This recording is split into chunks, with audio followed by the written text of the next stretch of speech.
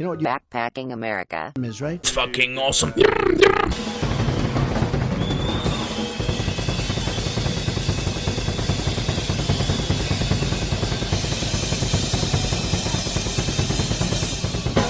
It's Backpacking America, an analytical podcast. Pirate radio serves as a political weapon against the interests of the ruling class and wealthy that control the large media companies.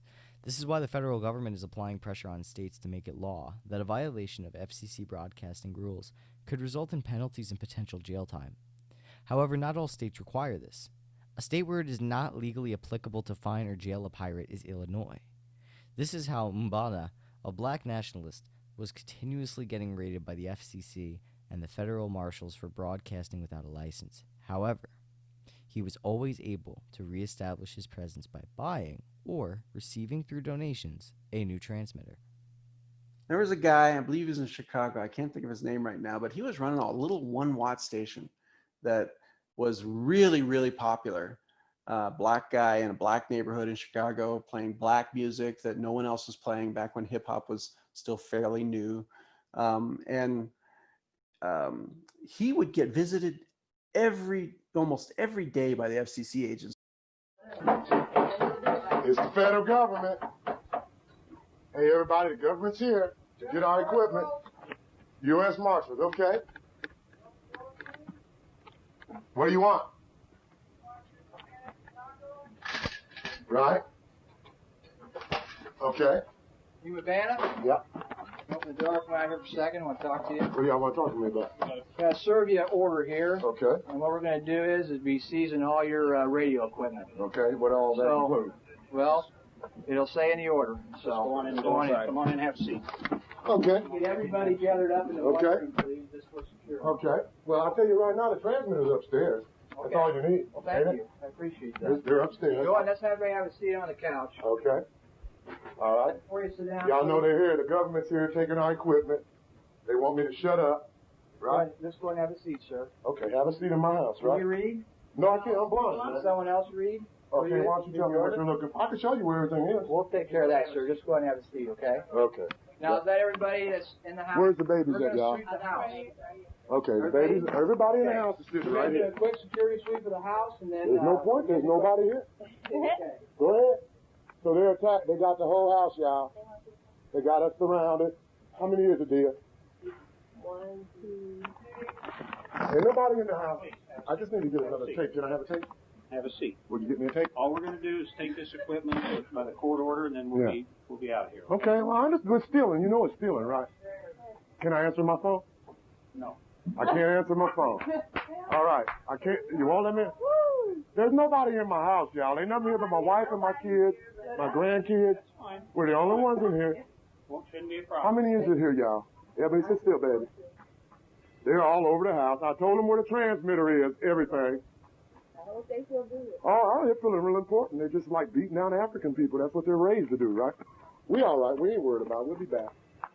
So, somebody read me what they're supposed to take, because they won't tell me. They won't tell me. Warrant for arrest and REM, whatever that is. Arrest. Okay, y'all want to arrest me? No. Okay, what are y'all? United States Marshal for the United States District Court for the Central District, Illinois, or any other authorized federal law All right. enforcement officer. On September 29, 2000, the United States of America filed a verified complaint for forfeiture in REM against the defendant property in this court. So they're going to steal. Okay, go ahead. In accordance with supplemental rules for certain I told y'all that. immorality and Yeah, we ain't nothing but just That's okay, dear. We're just trying to get our human rights. I mean, y'all trying to attack us. How many's in our house, y'all? 5 of them. And they got guns and stuff? Right. Y'all sit down. Don't let them shoot you, because they want to shoot us, really. That's what they're here to do. They're here to shoot us, like they shot our people in the past. Yeah, we That's already what know they're here about to them. do. We already know. Yeah, we know what they're here to Don't do. cry, baby. These criminals. Don't cry. These are murderers, baby. Don't worry about it. You're right. They think we the criminals, but they the criminals. They want to treat us like dogs, that's all. They want to get away with it. That's all right, boo-boo. Y'all all hear this. This is your United States government. It's a free country. It pissed them off that he was running this station that was just barely over legal. 500 at the time it was 500 milliamps was the part 15, which is the super low power radio is legal down. Like you got a little transmitter in your car, right? That you can send to your car radio from your phone or whatever. There's a thing called Part 15 that makes that legal at a very, very low power level. And he was like, literally about twice the power of this super low power level. And it just covered a few blocks where he lived. And they just busted him constantly because he was black and he's playing music that was super popular. And the existing radio stations were scared shitless that it would catch on and other people would start doing what he was doing, because he was a poor black guy who basically put together something with no money that became massively popular.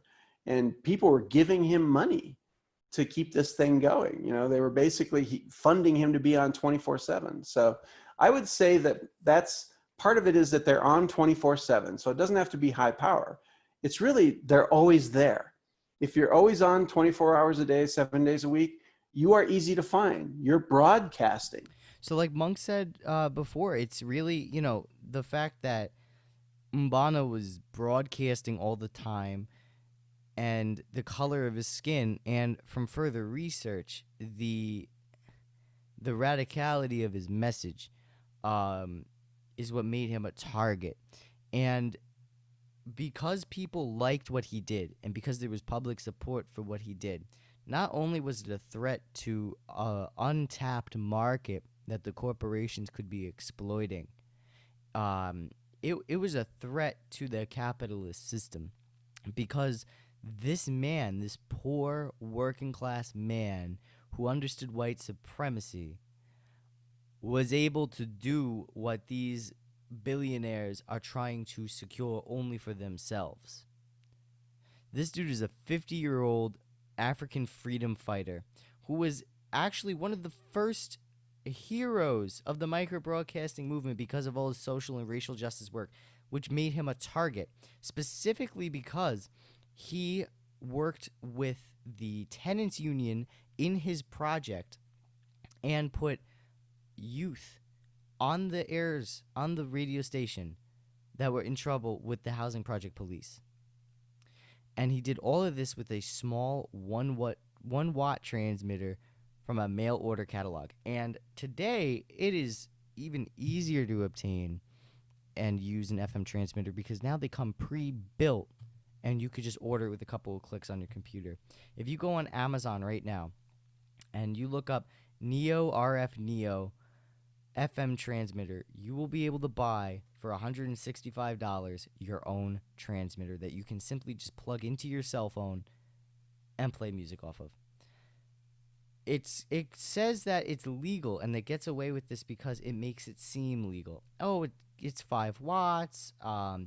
It's for drive-ins, churches, and supermarkets and schools.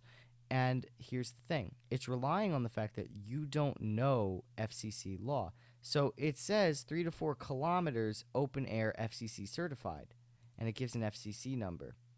The issue is that it's not, because FCC law says that 200 feet is the maximum broadcasting range you could go while being within Part 15.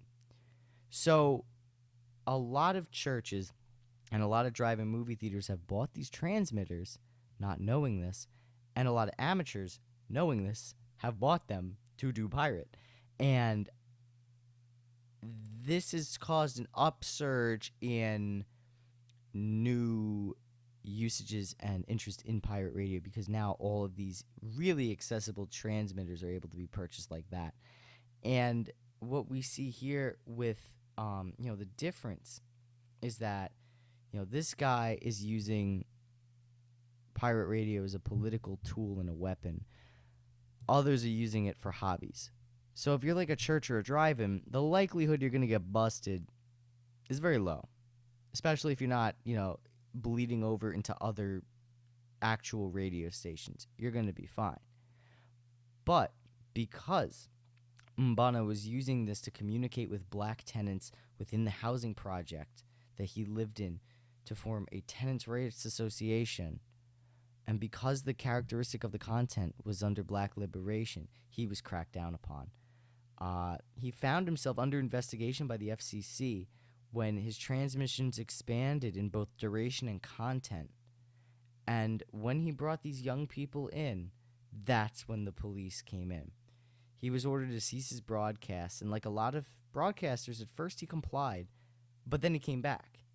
But the way he did this sparked a whole movement. He essentially announced his return by telling the FCC through a public press statement, and this ended up resulting in a $750 fine, which Kantako claimed he could not go to because he needed a court-appointed lawyer that he was not given, so he refused to go to court, and as a result, a default judgment was entered against him.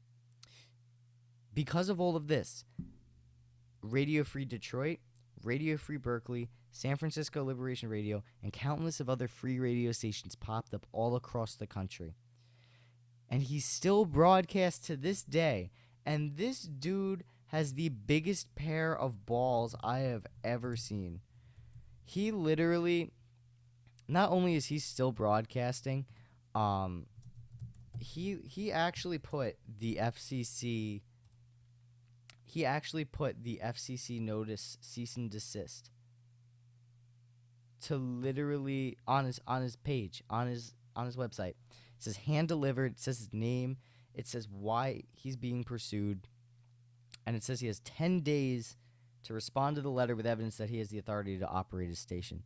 So he literally has the whole FCC letter on his page, and he said, "Suck my dick." That is the best energy you could have doing pirate radio, or really anything in life. So I seriously respect this man. Absolute hero. And the fact that he's still going on to this day. You can actually go on the website and listen to his live broadcasts. So I'm going to link the website in the podcast description, and you guys should definitely give it a listen. It even gives his phone number, which I actually might even call just to say, hey, I'm doing a podcast and you're mentioned in it, and I really like you. That would be really cool. So, and he's got like a bunch of links on here too, where it links to Black liberationist literature, and it's dope. It's dope. So definitely check him out. And I want to focus also on the class aspect of this as well, and the race aspect. If you were like a wealthy white kid just playing music or whatever, the likelihood you're gonna get harassed daily by the FCC is pretty low. However, because of the content, and the more radical the content is, the more lethal you are to the media conglomerate. Even if I was to say, let's say I bought a transmitter and I played hair radio, listen to me, hair rock, right? It's like rock in the 70s and the 80s. That would interfere with WZOZ's audience because that's what they play. And if I played better music than them, they would get mad, and then they would try to send the FCC after me because I'm cutting into their market. Or if I was advertising, and getting paid for it, and taking up ad clientele from radio stations, because I was providing cheaper services, that would be an issue. That's the class element. That's class warfare. It's me getting attacked because I'm subverting the corporation economically. If I was a black person doing it, and I was also putting out radical content, I would be cracked down on harder.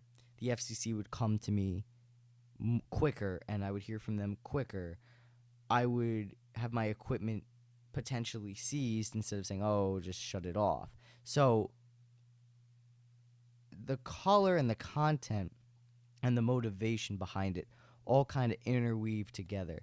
But primarily this is a class issue because radio equipment used to be very expensive and very hard to find. Especially back when pirate radio started, you'd have to get a team of people together to, pirate. Now, you just need to, have a job, save $165, and throw something together.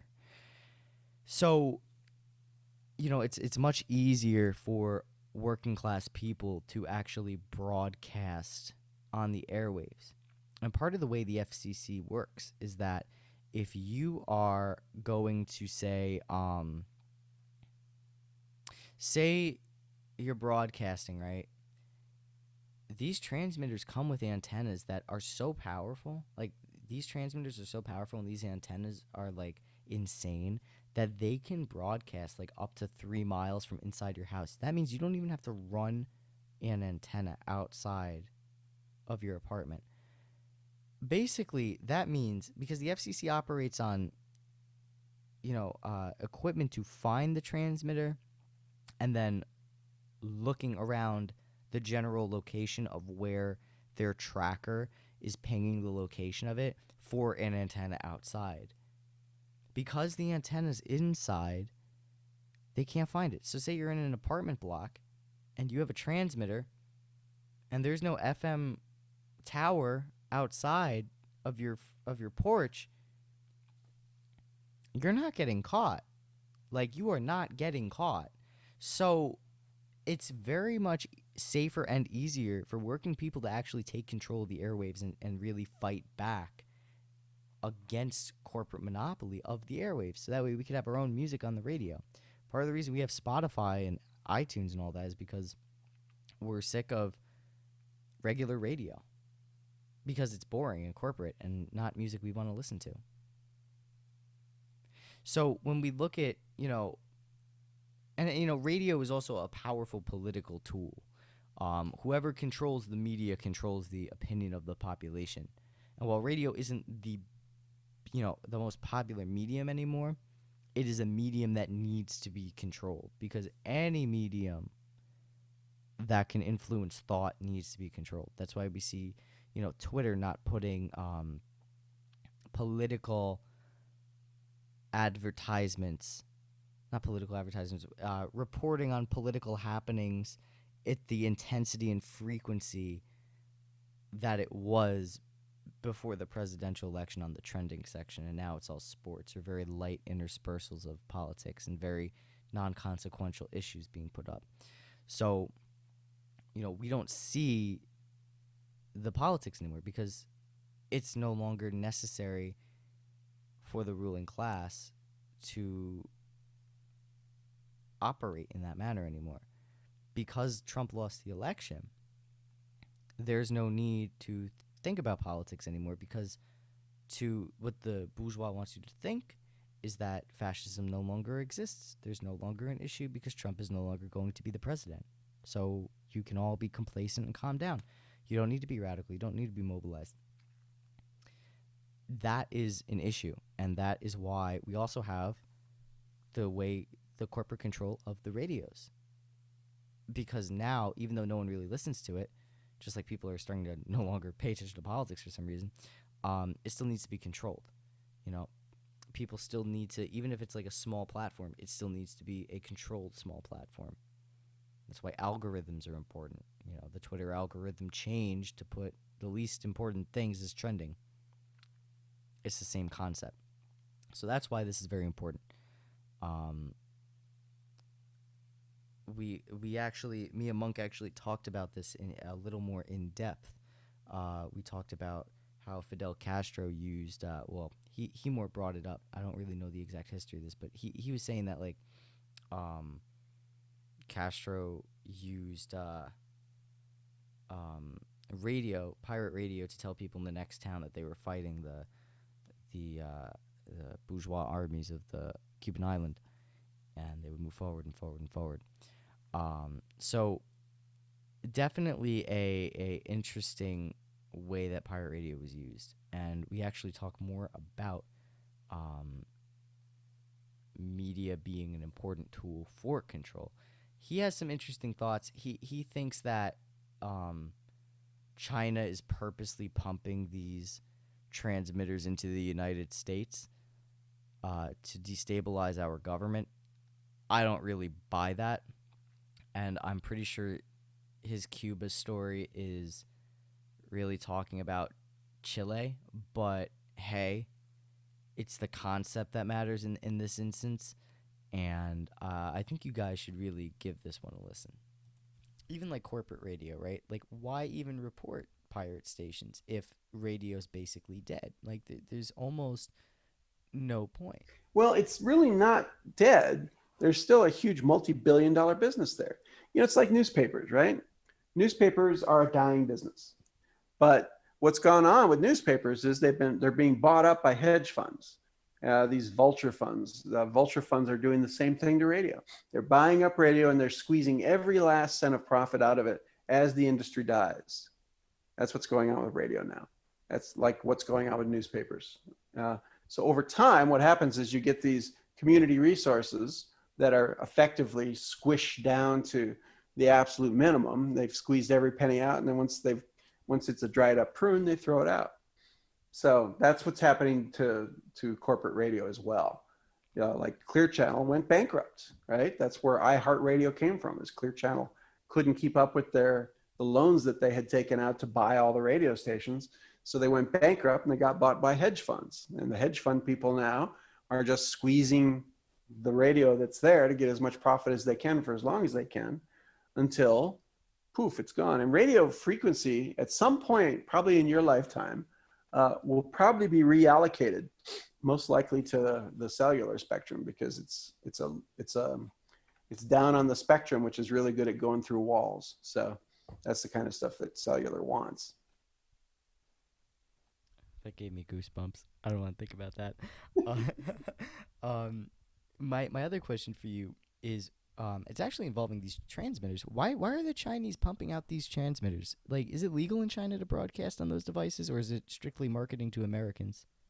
Well, it's marketing to the world, but no, it's definitely not legal in China, but who cares? And China loves fucking around with the rest of the world. So, of course, they don't shut that down. It's like, where do you think all the fentanyl in America comes from? Oh, I don't know. It doesn't come from Americans. It comes out of China. The vast majority of fentanyl, you know what fentanyl is, right? Yeah. Yeah, it's not good shit. This is bad stuff. Very, very powerful drug. Very, used. They cut it with Coke. Yeah, They cut it with Coke, and that's how people die from it. That's right. So, and almost all the labs for fentanyl are in China, and most of that stuff comes over on the ships, hidden in the ships. So the same kind of stuff happens with equipment too. So, FM radio stations that screw with the U.S. government, or the German government, or any other governments, anything that destabilizes democracy-based governments, China's all for that. And low-cost, high volume transmitters is one way to do that.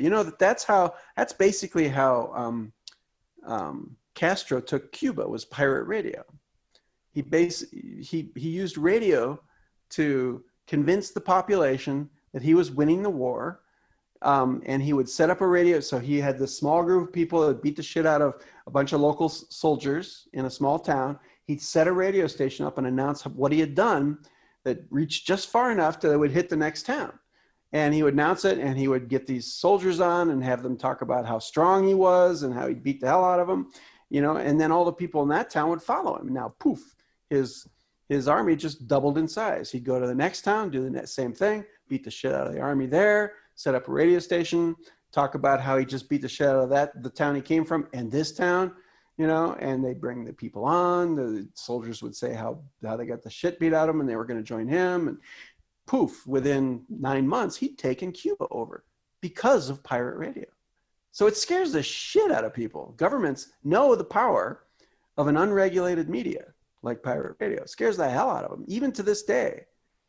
If you think about it, all you need is a car, because everybody's got an FM radio in it, and if somebody you could still use radio to incite massive, civil disobedience and unrest if you did it right.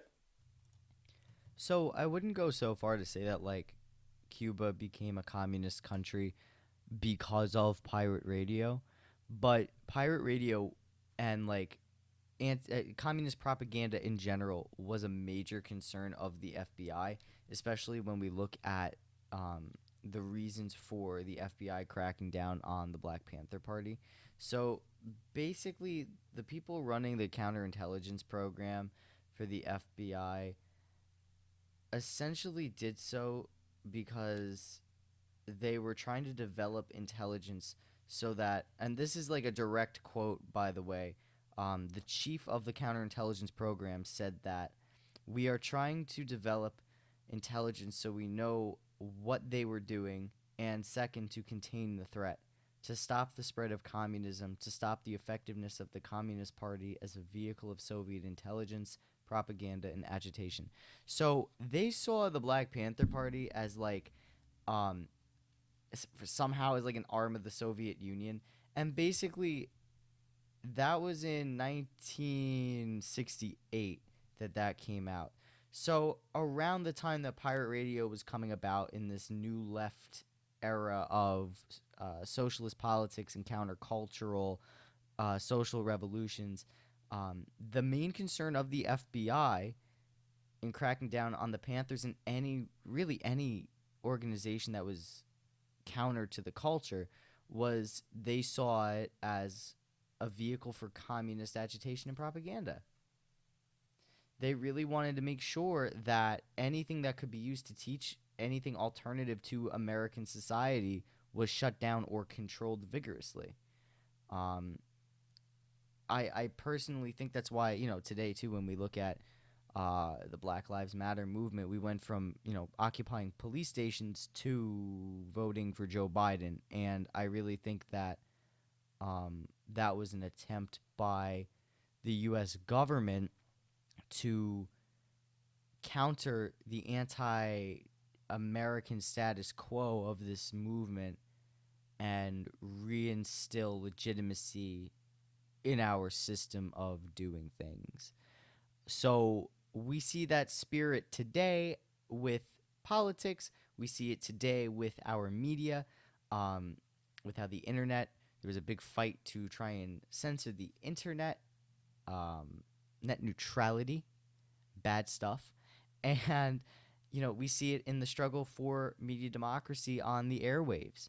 From the 60s to today, the airwaves are controlled by the government and by multi-billion-dollar conglomerates trying to squeeze every last penny out of such a beautiful, beautiful medium for communication. So we are going to be talking about the low-power FM movement and how what that's all about, and how they were so important to the micro-broadcasting movement in the late 90s and early 2000s. It was essentially pirate radio's last-ditch effort to hold some stake in community life and say, okay, we're going to go legitimate.